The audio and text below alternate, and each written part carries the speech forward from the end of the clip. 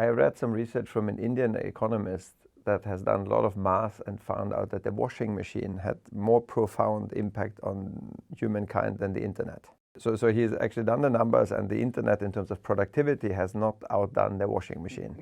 And the reason is, if you dig in, that it allowed a lot of women to actually sort of take a huge chunk of time out of sort of a duty that was for whatever reasons allocated to them, and be available for other work. That was the reasoning. And so I'm reflecting, okay, so the internet and what are we actually doing with our time? It's also, being in Sweden, we are very fortunate that things are more balanced, at least. Maybe not as balanced as they should be, but not the same everywhere else. And if you then again think about everybody, blue collar, white collar, high earners, low earners, there is a theoretical set of doing this sort of rebounds, rebuild, reframe, with that, everybody gets basic income. I mean, in many countries today, to have the most important thing, as in water, shelter, electricity, and broadband, that is actually enough available to make it equally distributed. What would we then do? I mean, just as a thought experiment, and there might be some people that are really happy to have less and actually find freedom in that. There's a lot of research that shows there's thresholds where, how much do you need, and actually your worries increase. So it could be the most selfish thing that you do, that you give up